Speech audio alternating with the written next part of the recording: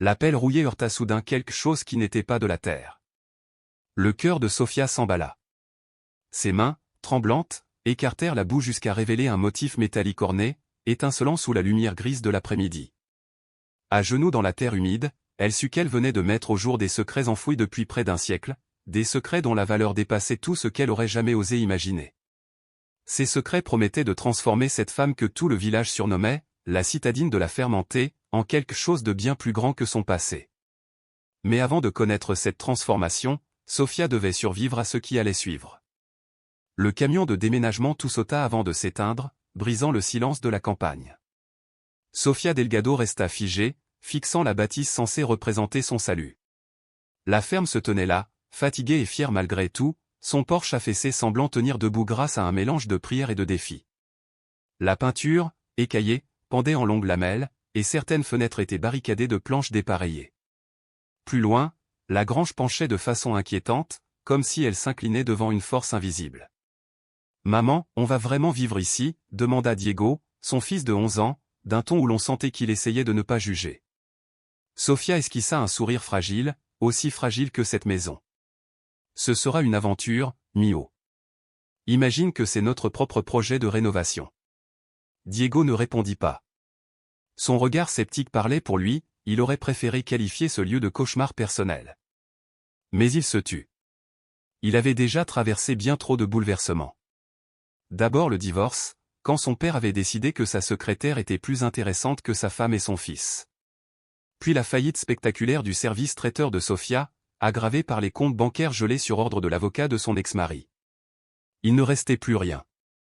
Rien, sauf cette ferme. Son grand-père Ernesto la lui avait laissée en héritage quand elle avait 25 ans. À l'époque, Sophia était trop occupée à gravir les échelons d'une carrière citadine pour s'intéresser à un vieux domaine perdu au milieu de nulle part. À 34 ans, ruinée et désespérée, cette ferme était devenue sa dernière chance. Les deux adolescents qu'elle avait engagés comme déménageurs commencèrent à déposer leurs maigres affaires, 12 cartons, quelques meubles d'occasion. Sophia observa sa vie entière réduite à ce petit tas et sentit un poids de plomb lui tomber sur les épaules. « Vous êtes la citadine qui a racheté la ferme fantôme ?» Elle se retourna. Un vieil homme se tenait au bord de la route, l'air à la fois amusé et compatissant. Sa casquette jaune d'air semblait dater d'une autre époque, ses salopettes portaient les traces de plusieurs décennies de travail. « Je ne l'ai pas acheté. Je l'ai hérité, » répondit Sophia en s'approchant de la clôture. « Je m'appelle Sofia Delgado. Ernesto était mon grand-père. » Le visage de l'homme s'adoucit. « Ernie, un bon homme. Têtu comme une mule, mais un bon homme. Moi c'est Frank Morrison. J'habite juste en bas de la route. Les gens d'ici appellent cet endroit, la ferme fantôme, parce qu'elle est restée vide si longtemps. Depuis qu'Ernie est parti, elle se meurt lentement. » « Eh bien, elle ne mourra plus, » répliqua Sophia, plus pour se convaincre elle-même que pour le persuader. Frank la dévisagea un instant, notant ses ongles manucurés, son jean de créateur, ses chaussures peu pratiques. « La vie en ville t'a malmené, on dirait. »« C'est peu de le dire, » soupira-t-elle. « La terre est bonne, » reprit Frank après un silence. Ernie savait ce qu'il faisait. Le sol est riche, l'eau pas loin. Il ne manque qu'une chose, quelqu'un prêt à s'en occuper. Comme pour confirmer ses propos, une rafale de vent fit claquer les volets branlants et arracha une tôle du toit qui s'écrasa dans un bruit métallique. Frank grimaça. « Commencez par le toit, » conseilla-t-il. « L'orage arrive. » Cette nuit-là, Sophia s'allongea sur un matelas gonflable dans l'ancienne chambre de son grand-père. La maison, comme une vieille bête blessée, gémissait et craquait autour d'elle. Chaque bruit semblait murmurer, « Tu n'y arriveras pas. Tu n'es pas assez forte. » Mais sous ces murmures se glissait autre chose, une détermination farouche, la même qui avait animé Ernesto quand il avait bâti cette ferme à partir de rien, survécu à la dépression et à 2 guerres. S'il avait pu faire tout cela, elle pouvait bien réparer un toit et planter quelques légumes. La pluie se mit à tomber à 3 heures du matin. Sophia se réveilla en sursaut, entendant un « ploc, ploc, ploc » régulier. Elle attrapa une lampe torche et partit en chasse de la fuite, suivant le bruit jusqu'à la cuisine. L'eau s'infiltrait par un trou au plafond et formait une flaque sur le sol en linoléum. Elle plaça un seau sous la fuite et resta là, en pyjama, les bras croisés, se sentant plus misérable que jamais. Était-ce cela, son nouveau départ? Maman? Diego se tenait dans l'encadrement de la porte, les yeux mi-clos. Tout va bien? Juste une petite fuite, dit-elle, forçant un ton léger. Rien qu'on ne puisse gérer. Diego balaya la pièce du regard, le papier peint décollé, les appareils électroménagers d'un autre âge, le seau qui recueillait l'eau. Puis son visage changea. Sofia s'attendait à voir du découragement, à la place, elle lut dans ses yeux une étincelle nouvelle, de la détermination. Alors, on va vraiment réparer tout ça? Oui. On va vraiment le faire. D'accord, répondit-il simplement. Par où on commence? Ils commencèrent par YouTube. Pendant une semaine, mère et fils devinrent des étudiants acharnés de la rénovation, visionnant des tutoriels sur la réparation des toits, la plomberie, l'électricité. Ils prenaient des notes comme si leur vie en dépendait. Et d'une certaine façon, c'était vrai. Leur première visite au magasin de bricolage fut un choc. Sofia avait naïvement cru s'en tirer pour quelques centaines de dollars. La réalité s'imposa brutalement, même les réparations les plus basiques coûteraient des milliers. Première maison, demanda la vendeuse, une femme souriante prénommée Janet. Première tout, avoua Sofia. J'ai hérité d'une ferme et je crois que j'ai hérité surtout d'un gouffre financier. Janet rit doucement. Elles sont toutes comme ça, chérie. Mais on trouve toujours des solutions. Vous êtes un peu bricoleuse? Je peux suivre des vidéos en ligne. C'est un début. Tenez, on a un coin, retour client, à l'arrière. Matériel en parfait état, juste la mauvaise couleur ou un petit défaut. Ça vous coûtera beaucoup moins cher. C'est ainsi que Sofia découvrit l'univers du recyclage et des matériaux de récupération. Ce qu'elle n'avait pas en argent, elle le compensait par du temps et de la ténacité. Elle apprit à dénicher de bonnes affaires dans les ventes de succession et même dans les bennes de chantier toujours avec permission. Beaucoup d'entrepreneurs préféraient qu'elle débarrasse plutôt que de payer pour jeter. Diego se révéla être un véritable chasseur de trésors, son jeune œil repérait des possibilités que personne d'autre ne voyait. Un tas de briques dépareillées devint une bordure de jardin pleine de charme. Des restes de peinture se transformèrent en couleurs uniques. Même de vieilles fenêtres cassées furent transformées en cadres pour des carrés potagers. Peu à peu, les habitants de la ville observèrent leur progrès. Sofia s'attendait à de l'hostilité, elle trouva surtout de la curiosité. Mrs. Chen, de l'épicerie, mit de côté des fruits un peu passés pour son compost. Le facteur commença à laisser les colis sous l'auvent sans qu'on le lui demande, ajoutant parfois un petit mot sur la météo. Même Franck revenait de temps en temps, prétextant vérifier les clôtures mais offrant surtout des conseils sur le pH du sol et les meilleures dates de semis. Vous devenez une vraie locale, dit-il un après-midi en la voyant, couverte de terre, travailler son potager. Je ne suis pas sûr que les gens parlent de moi en bien, répondit Sofia en s'essuyant le front, laissant une traînée de boue sur sa peau. Oh, si. J'ai entendu Martha dire, cette fille Delgado a de la trempe. Et venant d'elle, c'est presque un compliment divin. Sofia passa 3 mois à agrandir les potagers que son grand-père cultivait autrefois. La terre était tout ce que Franck avait promis, sombre, riche, vivante. Les tomates, les poivrons, les herbes, la laitue prospéraient. Le succès la rendit plus ambitieuse. Et c'est ainsi que, par un jeudi gris de juin, alors qu'elle creusait un drain derrière la grange, sa vie bascula à jamais. Le vieux hangar avait toujours été un cauchemar après chaque pluie, l'eau s'y accumulait, transformant le sol en une mare boueuse où l'on s'enfonçait jusqu'aux chevilles. Sofia, décidée à régler ce problème une bonne fois pour toutes, avait entrepris d'installer un drain français, un système qu'elle avait découvert ou sinon sur YouTube. La méthode semblait simple, creuser une tranchée, y déposer du gravier et un tuyau perforé pour guider l'eau vers un point d'évacuation. Les 2 premiers pieds de terre s'étaient laissés creuser sans résistance, le sol, encore gorgé de la dernière pluie, se soulevait facilement sous la pelle qu'elle avait louée. Mais à environ 1 mètre de profondeur, un bruit métallique retentit, sec, clair, presque solennel. La pelle venait de heurter quelque chose qui n'était ni pierre ni racine. Intriguée, Sofia se mit à genoux et dégagea la terre avec les mains, ses doigts se couvrant de boue au fur et à mesure qu'elle découvrait la surface de l'objet. Ce qui apparut n'était pas du fer rouillé ni de l'aluminium, mais un métal plus sombre, plus lourd, presque noble. À mesure qu'elle en dégageait les contours, l'idée se précisa, c'était une sorte de trappe ou de porte, d'environ 1 mètre sur 1 mètre, entourée d'un ornement de métal ouvragé. Son cœur accéléra. Jamais son grand-père, qui lui avait tant parlé de cette ferme, n'avait évoqué quoi que ce soit de semblable. Sophia continua d'écarter la boue, une charnière apparut, puis un mécanisme de loquet, recouvert de crasse et de mousse. « Diego !» appela-t-elle en direction de la maison. « Viens vite. Tu dois voir ça. » Quelques instants plus tard, son fils surgit en courant, encore vêtu des vêtements éclaboussés de peinture qu'ils portaient lorsqu'ils avaient passé la matinée à repeindre les armoires de la cuisine. Il s'arrêta net en voyant sa mère agenouillée devant ce panneau métallique mystérieux, encastré dans le sol. « Qu'est-ce que c'est » demanda-t-il d'une voix basse, presque respectueuse. « Je n'en ai aucune idée » avoua Sophia. « Aide-moi à dégager le reste. » Ensemble, ils mirent à jour la totalité de la trappe. Le métal était terni par le temps, mais solide, et les arabesques décoratives indiquaient que l'objet était ancien, peut-être même centenaire. Sur l'un des bords, à peine visible sous la crasse, des chiffres apparaissaient, 1923.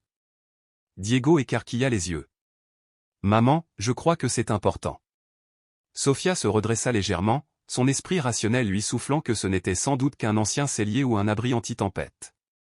Après tout, les fermes construites au début du XX siècle regorgeaient de caches et de recoins pour conserver les denrées ou se protéger des orages. Pourtant, son cœur battait à tout rompre, envahi par une excitation qu'elle n'avait pas ressentie depuis des années. « On l'ouvre » demanda Diego, fébrile. Le bon sens lui dictait d'appeler quelqu'un, un archéologue, ou au moins la société historique du comté. Mais c'était sa propriété, son terrain, et elle avait passé des années à suivre les règles, à choisir la voie la plus raisonnable. Et cela ne l'avait menée qu'ici, à lutter seule pour reconstruire leur vie. « Oui » dit-elle d'une voix décidée.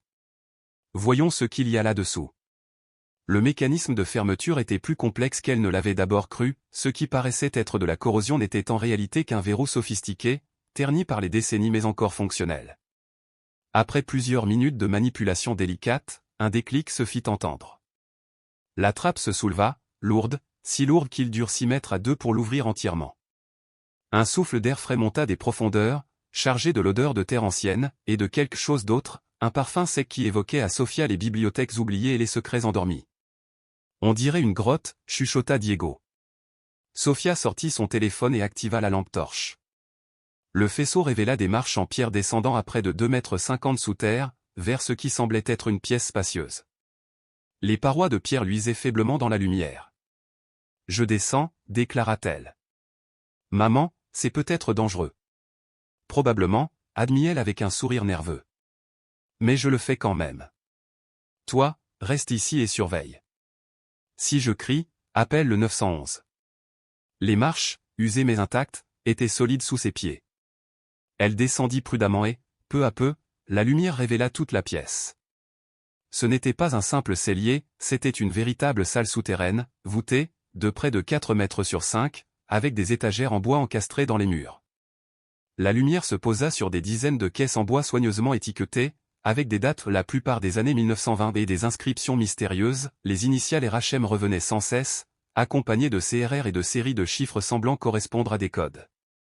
Mais c'est ce qui trônait au centre de la pièce qui coupa le souffle à Sophia, une malle de voyage en cuir noir, cerclée de cuivre, entr'ouverte, comme si quelqu'un avait été interrompu en l'examinant. Sophia s'approcha, le cœur battant à ses oreilles.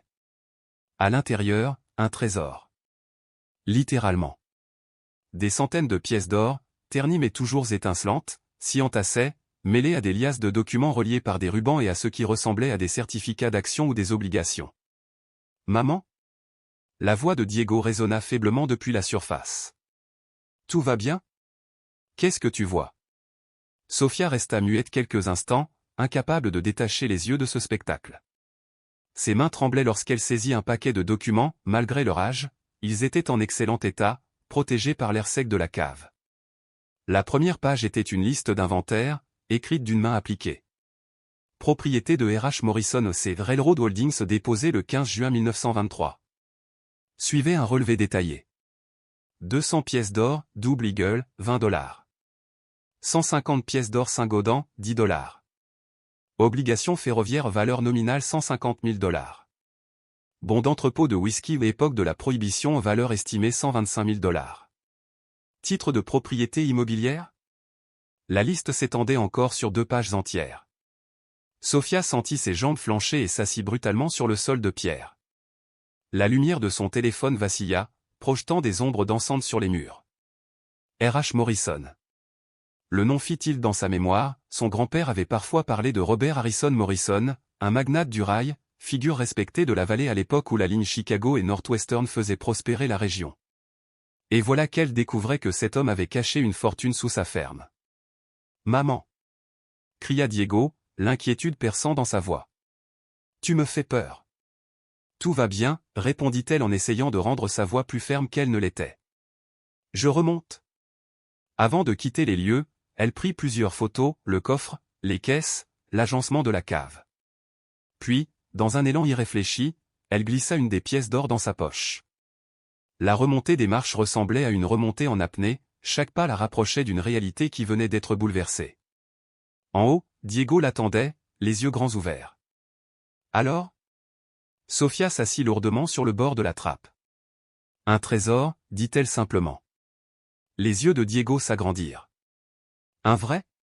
Comme les pirates ? » Pas des pirates, répondit-elle avec un sourire fatigué, mais oui, un vrai trésor, de l'or, de vieux papiers, des choses qui pourraient valoir une fortune.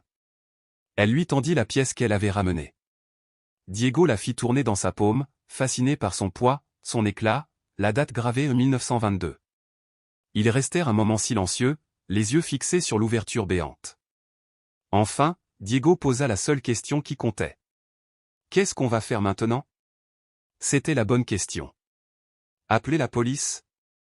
Mais quel crime avait été commis ? Déclarer leur trouvaille au fisc ? Et si cet or était imposable ? Consulter un avocat ? Avec quel argent ? D'abord, dit-elle, on referme et on ne dit rien à personne tant qu'on ne sait pas exactement à quoi on a affaire. C'est notre secret. Comme une mission secrète, demanda Diego, soudain solennel. Exactement. Ensemble, ils rabattirent la lourde trappe et recouvrirent soigneusement l'endroit de terre et de débris, jusqu'à ce que tout paraisse normal. Le chantier ressemblait désormais à une simple tranchée laissée en plan. Ce soir-là, lorsque Diego fut endormi, Sofia s'installa devant son ordinateur portable et se mit à chercher tout ce qu'elle pouvait trouver sur Robert Harrison Morrison, sur les investissements de l'époque de la Prohibition et sur les lois concernant les trésors découverts sur une propriété privée. Les heures défilèrent, lorsqu'elle leva enfin les yeux, il était 3 heures du matin. Son esprit oscillait entre euphorie et terreur. Ce qu'elle avait découvert pouvait changer leur vie à jamais. Mais cela pouvait aussi tout compliquer. En 1924, Robert Morrison avait mystérieusement disparu, emportant avec lui une part considérable de sa fortune liquide. Au fil des années, 1000 théories avaient fleuri, détournement de fonds, meurtre, ou bien une fuite soigneusement orchestrée pour échapper à la justice. Mais aucune réponse définitive n'avait jamais été trouvée. Pour Sofia, cet aspect historique n'était qu'une partie de l'équation. Ses recherches juridiques avaient révélé un point crucial, un trésor découvert sur sa propre propriété lui appartenait légalement même si l'État pourrait le taxer comme un revenu exceptionnel. En évaluant sommairement la quantité d'or et les documents qu'elle avait trouvés, en tenant compte du cours actuel des métaux précieux, elle réalisa que ce qu'elle avait entre les mains n'était pas seulement précieux, c'était une découverte capable de transformer leur vie à tout jamais. Mais ce rêve doré avait un revers inquiétant. Les trésors historiques attiraient toujours l'attention d'individus et d'institutions revendiquant des droits sur eux, descendants de l'ancien propriétaire, créanciers oubliés, autorités gouvernementales, historiens, musées. Chacun pourrait présenter une réclamation, parfois légitime, parfois discutable, mais toute capable de l'entraîner dans des batailles judiciaires qu'elle n'avait ni le temps ni les moyens de mener. Sofia se sentait à la fois exaltée et effrayée. Elle avait besoin d'aide, mais pas n'importe laquelle, il lui fallait quelqu'un d'expérimenté, de fiable et de discret. L'idée se forma le lendemain matin, alors qu'elle sirotait son café en observant Diego nourrir les quelques poules qu'ils avaient récupérées de Frank Morrison. Frank avait plaisanté en disant que ses volailles avaient besoin de « changer de décor », mais pour Sofia, elle représentait un morceau de normalité dans ce tourbillon d'événements. Elle pensa à Margaret Whitfield. Elle s'était rencontrée à la Société historique du comté, lors de l'une de ses premières visites en ville. Margaret, ancienne conservatrice de musée, avait l'esprit vif et la passion des archives locales. Plus important encore, Sofia savait qu'elle était digne de confiance. Margaret avait ce regard qui comprenait que certaines découvertes nécessitaient prudence et respect. Sofia l'appela cet après-midi-là, la voix tendue par l'émotion. « J'ai trouvé quelque chose sur la ferme, dit-elle sans détour. Quelque chose d'historique. J'ai besoin de quelqu'un en qui je peux avoir confiance pour m'aider à comprendre ce que j'ai entre les mains. Un silence s'installa, suivi de la voix posée de Margaret. À quel point, historique? On parle d'artefacts amérindiens. De l'époque de la guerre de sécession? Des années 1920? Margaret, c'est énorme. J'arrive dans 1 heure. Lorsque la vieille Honda Civic de Margaret se gara devant la maison, Sophia ressentit un mélange de soulagement et d'appréhension. Margaret descendit de voiture avec l'assurance d'une femme qui avait passé sa vie à fouler des sols chargés d'histoire. Petite, les cheveux argentés tirés en un chignon strict, elle portait des chaussures robustes qui semblaient faites pour affronter l'inattendu. Sophia la conduisit jusqu'à l'arrière-cour où Diego attendait près de la trappe dissimulée. Il avait insisté pour être là, après tout, il faisait désormais partie de cette aventure. Avant de te montrer ce que nous avons trouvé, dit Sophia d'une voix grave, j'ai besoin d'une promesse. Quoi que ce soit, quoi que cela signifie, j'ai besoin que tu nous aides à le gérer de la bonne manière. Pas pour les musées, ni pour les collectionneurs, mais pour ma famille. Margaret la fixa un instant, lisant dans ses yeux la peur qui la tenaillait. Tu as peur. Je suis terrifiée, admit Sophia. Nous avons enfin trouvé quelque chose de bon, et j'ai peur qu'on nous l'arrache. D'accord, répondit Margaret calmement. Tu as ma parole. Montre-moi ce qui t'effraie tant. Ensemble, elles soulevèrent la lourde trappe. Margaret descendit les marches de pierre avec l'assurance d'une exploratrice chevronnée. Quelques secondes plus tard, un souffle d'émerveillement remonta du sous-sol. 20 minutes plus tard, Margaret émergea, les joues rosies, le regard brillant. Sophia, souffla-t-elle. Sais-tu vraiment ce que tu as trouvé? Le trésor de Robert Morrison? Hasarda Sophia. Pas seulement, répondit Margaret avec gravité. Tu viens peut-être de résoudre l'un des plus grands mystères historiques de notre région. Ce sous-sol n'est pas juste une cachette, c'est une capsule temporelle. Les documents qui s'y trouvent pourraient réécrire l'histoire de l'époque du chemin de fer et de la prohibition. Sophia sentit le poids de ses paroles. Elle s'assit à côté d'elle. Et maintenant? Maintenant, dit Margaret, il faut réfléchir à ce que tu veux en faire. Car dès que cela sera connu et crois-moi, ça le sera tôt ou tard, ta vie tranquille va devenir très compliquée. Diego, resté silencieux jusque-là, releva la tête. À quel point compliqué? Margaret le regarda avec sérieux. Assez pour que des journalistes campent devant chez toi. Assez pour que des gens t'appellent en prétendant être les arrière-petits-enfants de Morrison. Et assez pour que des avocats commencent à t'envoyer des lettres de mise en demeure. Sophia blêmit. Alors nous ne pouvons pas le garder? Je n'ai jamais dit ça, répondit Margaret en posant une main rassurante sur son bras. Mais vous devez être intelligent. Il existe des moyens de protéger votre droit de propriété tout en respectant l'importance historique de ce que vous avez découvert. Elle expliqua qu'il existait un modèle appelé « partenariat de confiance patrimoniale ». Sophia et Diego resteraient propriétaires de la ferme et de son contenu, mais ils travailleraient avec une institution historique pour authentifier, préserver et exposer les trouvailles. En échange, ils recevraient un soutien financier et la garantie que le patrimoine serait protégé. Et nous pourrions continuer à vivre ici, demanda Diego. Mieux que ça, répondit Margaret. Si cela se passe bien, vous pourriez restaurer la ferme et même en tirer un revenu. Le tourisme patrimonial est en plein essor. Les gens paieraient pour voir le trésor, entendre l'histoire de Morrison, comprendre la vie à l'époque de la Prohibition. Vous pourriez organiser des visites scolaires, créer des programmes éducatifs, peut-être même des reconstitutions historiques. Sophia imagina un instant la ferme restaurée, des bus scolaires dans l'allée, Diego grandissant fier de l'héritage familial. Où est le piège? Le piège, c'est le temps. Mettre tout cela en place demande des mois de préparation et vous ne pourrez pas rester totalement secret. Il faudra faire venir des experts, des archéologues, des évaluateurs, des conseillers juridiques. Chaque personne supplémentaire augmente le risque de fuite. Margaret se leva et épousseta ses mains. Mais je crois savoir qui peut nous aider à limiter les risques. Un professeur de l'Université d'État, James Crawford. Il est spécialiste de l'histoire de la prohibition, il a déjà travaillé sur plusieurs découvertes majeures et il connaît les subtilités légales. Et surtout, il est digne de confiance. 3 jours plus tard, un vieux pick-up se gara dans l'allée. Le professeur Crawford en descendit, vêtu comme un homme de terrain plutôt que d'université, la peau hâlée par des étés passés sur des sites de fouilles. Pendant près de 2 heures, il inspecta la cave, examinant les caisses, les documents, les reçus, notant chaque détail avec une excitation palpable. Lorsqu'il remonta enfin à la surface, ses yeux brillaient d'un éclat presque enfantin. « C'est une trouvaille exceptionnelle », déclara-t-il en s'asseyant sur la marche du perron. Non seulement par la valeur des objets, mais par le contexte. Tout a été préservé de manière remarquable, et les documents racontent une histoire incroyable, celle d'une opération financière sophistiquée mêlant fonds ferroviaires, investissement clandestin de l'ère de la prohibition et ce qui semble être une stratégie de fuite méticuleusement planifiée. Sophia frissonna. Stratégie de fuite ? Oui, confirma Crawford.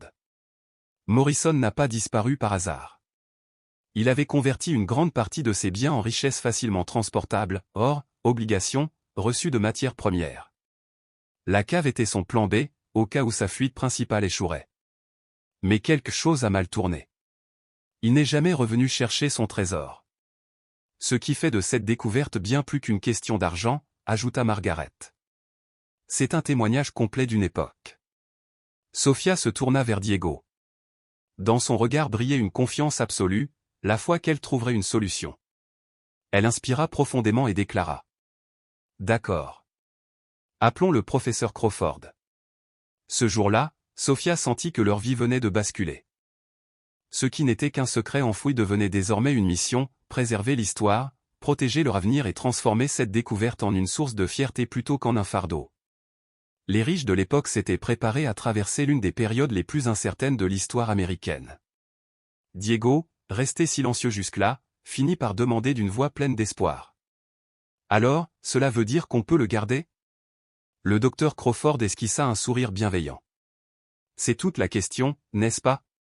D'un point de vue légal, votre mère est dans une position très solide. Le trésor a été découvert entièrement sur votre propriété, que vous possédez sans aucune hypothèque. Rien n'indique qu'un crime ait été commis au moment où il a été caché, et les délais de prescription sont dépassés depuis des décennies. Mais, souffla Sophia, percevant une hésitation dans son ton. Mais, reprit-il avec sérieux, il y aura forcément des défis à relever. Morrison avait des associés, des créanciers, peut-être même des descendants qui pourraient prétendre à des droits. Il y aura aussi des implications fiscales, passées et présentes. Et lorsque la nouvelle deviendra publique, vous serez confronté à l'intérêt des musées, des collectionneurs et à l'inévitable raz-de-marée médiatique.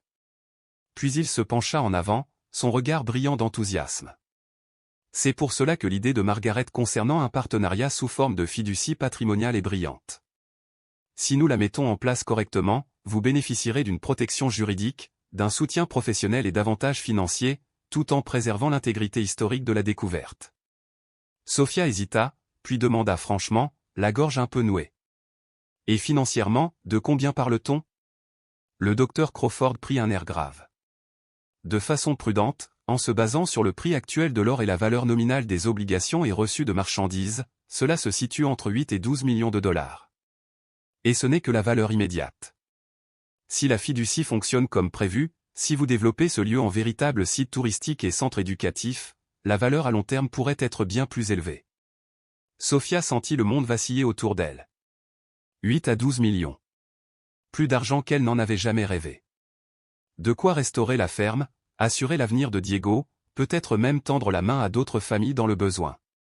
Alors, que devons-nous faire ? Demanda-t-elle, le cœur battant. Les 6 semaines suivantes furent un tourbillon d'activités menées avec la plus grande discrétion. Dr Crawford constitua une équipe d'experts triés sur le volet, un archéologue spécialisé, un historien de l'époque de la Prohibition, un conseiller juridique connaissant les lois sur les trésors enfouis, et un planificateur financier expert en gestion de fortunes soudaines. Tous signèrent des accords de confidentialité stricts, et Sophia conserva le dernier mot sur chaque décision concernant l'avenir du trésor. La seule documentation archéologique prit 2 semaines. Chaque objet découvert dans la cave fut photographié, répertorié et préservé avec soin. Les analyses historiques révélèrent un réseau fascinant de relations d'affaires de l'époque de la Prohibition, impliquant plusieurs familles influentes de la région. L'examen juridique confirma la solidité de la propriété de Sophia sur la découverte, mais identifia aussi des risques qu'il fallait anticiper. Margaret proposa alors de concrétiser la fiducie patrimoniale, plutôt que d'affronter seule tous ces défis. Sophia pourrait s'associer à une fondation historique expérimentée dans la gestion d'artefacts complexes. Cette fiducie lui offrirait protection légale, gestion professionnelle et programmes éducatifs, tout en garantissant que Sofia et Diego restent propriétaires et bénéficiaires financiers. L'organisation idéale, selon Margaret, était la Upper Midwest Heritage Foundation, une institution réputée qui administrait déjà plusieurs sites historiques et avait l'habitude de collaborer avec des propriétaires privés. Sofia rencontra la directrice de la fondation, la Dr Sarah Chen, un jeudi pluvieux de juillet. Petite, énergique, le regard vif, Dr Chen écouta leur récit avec une concentration impressionnante. C'est le genre de découverte dont nous rêvons, admit-elle enfin, pas seulement pour sa valeur monétaire, mais pour son importance historique. Ce trésor pourrait devenir le pivot d'un grand projet éducatif sur l'économie de la prohibition et l'histoire sociale de la région. Curieuse, Sofia demanda à quoi cela ressemblerait concrètement. Dr Chen sortit une tablette et lui montra des exemples de partenariats similaires. Le modèle est simple, vous gardez la pleine propriété de la ferme et du trésor, mais vous nous cédez les droits patrimoniaux pour une période de 25 à 30 ans. Nous prenons en charge la logistique, les aspects légaux et les programmes éducatifs. En échange, vous recevez un paiement initial substantiel, plus un pourcentage sur les revenus générés par les visites et les événements. Les chiffres la laissèrent sans voix, un premier versement de 5 millions de dollars, puis des revenus annuels pouvant atteindre plusieurs centaines de milliers de dollars une fois le site pleinement opérationnel. Et nous pourrions continuer à vivre sur la ferme, demanda Sofia. Mieux que cela, répondit Dr Chen avec un sourire, vous en seriez les gestionnaires. Personne d'autre ne pourrait raconter cette histoire avec autant d'authenticité et de passion. Sofia imagina des groupes scolaires, des historiens, des voyageurs venant écouter son récit. Cela paraissait irréel, mais juste. Nous pourrions aussi obtenir des subventions fédérales et d'État pour restaurer votre maison et votre grange, ajouta Dr Chen. Vous auriez une ferme rénovée, des expositions de qualité professionnelle, du matériel pédagogique, tout cela sans diminuer vos bénéfices. Ce soir-là, Sofia s'assit sur le porche avec Diego pour regarder le soleil se coucher sur la vallée dorée. Alors, qu'en dis-tu, demanda-t-elle doucement. Devenir gardien d'un trésor et guide d'un site historique? Diego lança un bâton pour le chien errant qu'ils avaient adopté et réfléchit. Il y aura beaucoup de visiteurs? Sans doute. Peut-être que ce serait cool, comme avoir notre propre musée. Ce serait un grand changement, mais, on construit quelque chose de bien, non? Sofia sentit les larmes lui monter aux yeux. Son fils, qui avait tout traversé et divorce, déménagement, réparation de fortune venait de résumer leur aventure avec une sagesse bouleversante. Oui, Mio, murmura-t-elle. Nous construisons quelque chose de beau. Les contrats furent signés par une matinée d'octobre éclatante, Margaret et le docteur Crawford en témoin, et Diego ajoutant fièrement sa signature comme « junior partner » de l'entreprise familiale. 3 jours plus tard, le versement de 5 millions de dollars apparaissait sur le compte de Sofia. Elle resta un moment à contempler la somme, craignant presque qu'on la retire d'un instant à l'autre. Mais non, pour la première fois depuis des années, elle s'endormit sans inquiétude financière. La fondation révéla l'histoire au public en novembre. Les journaux titrèrent « La découverte d'un trésor historique redonne vie à une ferme rurale ». Les réactions furent immédiates, journalistes, documentaristes, curieux envahirent la route menant à la ferme. Certains tentaient même d'entrer sur le terrain. Sofia dut installer des panneaux « Accès interdit ». C'est fou, s'exclama Diego en voyant un camion de télévision stationné devant leur portail. La journaliste interviewait « Les poules ». Sofia éclata de rire mais resta ferme. Rappelle-toi ce qu'a dit Dr Chen, nous parlons à la presse uniquement quand l'équipe de communication nous y autorise. Peu à peu, la curiosité malsaine céda la place à un intérêt plus sérieux, historiens, conservateurs de musées, universités demandèrent l'accès aux archives. Une équipe du History Channel filma la cave et interviewa Dr Crawford pour un documentaire sur l'économie de la prohibition. En décembre, une visite bouleversa particulièrement Sofia, Patricia Morrison Walsh, arrière-petite-nièce de Robert Morrison, venue de Chicago avec des preuves généalogiques solides. « Je ne veux rien réclamer, dit-elle simplement. Je voulais juste savoir. Notre famille se demandait depuis un siècle ce qui était arrivé à oncle Robert. Savoir qu'il avait un plan d'évasion, qu'il avait prévu l'avenir, ça change tout. » Patricia partagea des récits et documents de famille précieux qui permirent de reconstituer la véritable histoire de Morrison et de ses choix. L'hiver leur offrit enfin un répit bienvenu. Sofia et Diego travaillèrent avec les architectes de la fondation pour concevoir la restauration. La maison retrouverait son apparence des années 1920 avec tout le confort moderne, la grange deviendrait un centre d'accueil et un musée, et la cave serait aménagée pour permettre aux visiteurs de voir le trésor dans son contexte d'origine. On va vivre dans un livre d'histoire, sourit Diego. Un livre que nous sommes en train d'écrire, répondit Sofia. C'est notre histoire, désormais. La ferme, autrefois silencieuse, était désormais en effervescence. Des entrepreneurs, des archéologues et des membres de la fondation s'affairaient partout, transformant le lieu tout en veillant à préserver son authenticité historique. Le bourdonnement des marteaux et le parfum du bois fraîchement coupé se mêlaient à l'air frais du matin, donnant à Sofia l'impression que le passé et le présent dansaient ensemble. Sofia, presque malgré elle, était devenue la coordinatrice du projet. Chaque jour, elle prenait des dizaines de décisions, choisir les couleurs de peinture, valider les matériaux, approuver les panneaux d'interprétation. C'était épuisant, mais exaltant. Voir les murs se redresser, les fenêtres retrouver leur éclat d'origine, le porche être reconstruit selon les vieilles photographies que Patricia avait dénichées, tout cela ressemblait à un miracle. C'était comme si la vision de son grand-père renaissait sous ses yeux. Même le jardin reprenait vie, intégré dans l'expérience patrimoniale. Sofia avait collaboré avec un horticulteur spécialisé pour recréer les cultures de l'époque, légumes et herbes que son grand-père Ernesto aurait cultivés dans les années 1920. Diego, quant à lui, s'était découvert une passion pour les poules. Il avait mis en place un programme d'élevage de races patrimoniales, expliquant aux visiteurs leur importance. Nous ne faisons pas que préserver l'histoire, observa un jour Margaret, venue inspecter les avancées. Nous en créons une nouvelle. L'ouverture officielle fut fixée pour le week-end du Memorial Day, exactement un an après l'arrivée de Sofia et Diego à la ferme. Les semaines précédant l'événement furent une tornade, préparation finale, formation du personnel, interview avec les médias, répétition des visites guidées que Sofia mènerait. Le docteur Chen avait eu raison, personne ne pouvait raconter cette histoire comme elle. Quand Sofia décrivait l'instant où sa pelle avait heurté la trappe cachée, ou le dilemme qu'elle avait affronté entre sécurité et curiosité, les auditeurs retenaient leur souffle. Ils écoutaient non pas une historienne, mais une témoin directe d'un miracle. Le jour de l'ouverture, le ciel était d'un bleu éclatant.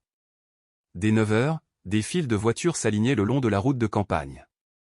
Fred Morrison, un cousin éloigné de Robert Morrison, avait proposé de diriger la circulation, arborant sa plus belle salopette et un sourire radieux.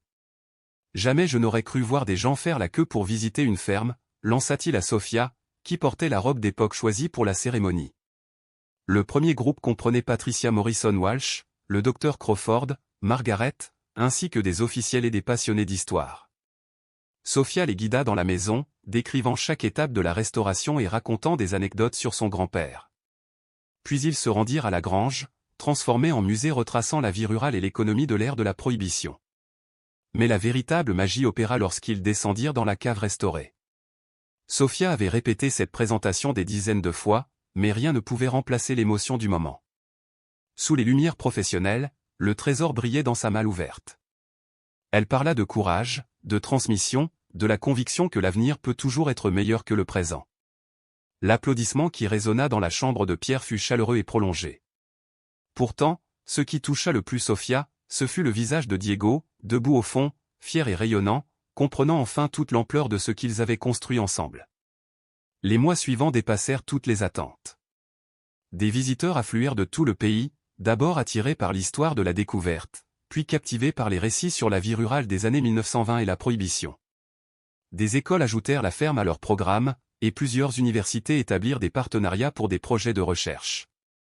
Sofia se retrouva propulsée dans un rôle inattendu, conférencière et éducatrice. Elle donna des présentations dans des colloques historiques, participa à des documentaires sur les trésors découverts, et alla même témoigner devant une commission du Congrès étudiant l'histoire économique de la Prohibition. Pourtant, ses moments préférés restaient ceux passés sur la ferme elle-même, se tenir dans le jardin au coucher du soleil en regardant Diego nourrir les poules, s'asseoir sur le porche restauré et lire des lettres de visiteurs inspirées par leur histoire, ou encore collaborer avec l'archéologue du site pour mettre au jour de nouveaux artefacts. Un soir d'automne, près de 2 ans après leur arrivée, Sofia et Diego étaient assis dans la cuisine baignée de lumière, entourés de murs droits et solides, planifiant les visites scolaires du lendemain. Diego, penché sur un devoir sur l'agriculture des années 1920, leva les yeux. « Tu crois que grand-père Ernesto serait fier de ce qu'on a fait ?» Sofia contempla la cuisine, les armoires fraîchement peintes, les appareils modernes soigneusement camouflés pour sembler d'époque, la photo encadrée montrant la transformation du domaine. Puis elle regarda son fils, plus grand, plus sûr de lui, capable de parler de pH du sol et de race de poule comme un véritable expert. Je pense qu'il serait émerveillé, répondit-elle. Quand il m'a légué cette ferme, il n'imaginait sans doute pas quelle deviendrait cela. Mais je crois qu'il aurait compris ce que nous avons bâti. Diego fronça les sourcils, que veux-tu dire? Il me répétait que le plus important, ce n'était pas ce qu'on cultivait, mais la vie qu'on construisait. Une bonne ferme devait être un lieu où les gens pouvaient s'enraciner et créer quelque chose qui durerait pour les générations suivantes. Elle montra du doigt le chemin illuminé menant au centre des visiteurs. Ce n'est plus la même ferme qu'il a connue, mais elle remplit le même rôle, créer quelque chose qui dure. Diego hocha la tête, pensif, et on pourra vivre ici pour toujours? Oui, tant que nous le voudrons. C'est notre maison maintenant, pas seulement notre travail. Sofia repensa à la peur qui l'avait envahie lors de leur arrivée. Elle doutait d'avoir la force ou les compétences nécessaires pour tout reconstruire. Elle avait eu tort. Elle avait cru que la sécurité venait de carrières respectables et de choix prudents. Désormais, elle savait que la vraie sécurité venait de l'adaptabilité, de la volonté d'apprendre et de saisir les opportunités. Le succès ne se mesurait pas en biens matériels, mais en ce que l'on bâtissait pour ceux qu'on aime. Le trésor avait changé leur situation financière, mais pas leur identité. Sofia restait la femme déterminée qui avait débarqué ici avec presque rien. Diego restait ce garçon résilient qui avait arraché du papier peint et semé les premiers légumes à ses côtés. Ce qui avait changé, c'était leur compréhension de ce qui était possible. Ce soir-là, en bordant Diego, il lui posa leur question rituelle, « Qu'est-ce qu'on fera demain ?» Sofia sourit, « Demain, on aidera des élèves de 5e à comprendre la vie à l'époque de la Prohibition. On s'occupera du jardin patrimonial et des poules. Peut-être qu'on commencera à planifier les programmes de l'année prochaine. » Et elle le regarda tendrement.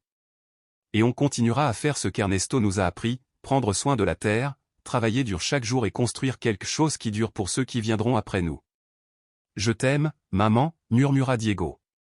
Moi aussi, Mio. Fais de beaux rêves. » Une fois la lumière éteinte, Sofia traversa la maison, vérifiant les portes, fermant les volets des gestes de sécurité qui avaient remplacé ses anciennes inquiétudes. Dehors, le domaine s'enfonçait dans le silence nocturne. La chambre souterraine où reposait le trésor brillait derrière son verre blindé, les expositions racontaient des histoires de survie et de renouveau, les jardins attendaient les visiteurs du lendemain. 37 mois plus tôt, ils étaient arrivés ici brisés, sans ressources, guidés seulement par leur détermination. Aujourd'hui, ils étaient les gardiens d'un morceau d'histoire vivante. La ferme était devenue un symbole, la preuve que les échecs les plus douloureux peuvent devenir les fondations des plus belles réussites. Sofia sortit sur le porche et contempla la vallée sombre. Le même sol riche qui avait nourri les rêves de son grand-père soutenait désormais les siens. Elle pensa aux familles, ailleurs, qui luttaient peut-être ce soir-là, doutant de leur force, se demandant si elles pouvaient se relever. Elle espérait que leur histoire parviendrait jusqu'à elle. Pas parce que tout le monde trouverait un trésor enfoui où ce genre de chance est rarissime, mais parce que le véritable trésor résidait dans la découverte de soi, comprendre qu'on est plus fort qu'on ne le croit, plus ingénieux qu'on ne l'imagine, et capable de transformer les ruines en un avenir lumineux. La ferme était devenue un lieu de mémoire, mais aussi un phare pour ceux qui choisissaient de croire qu'un nouveau départ est toujours possible. Sofia sourit en rentrant, fermant la porte derrière elle. Ce qu'ils avaient créé n'était pas seulement un musée, c'était un héritage. Et demain, ils se lèveraient pour continuer à le faire vivre.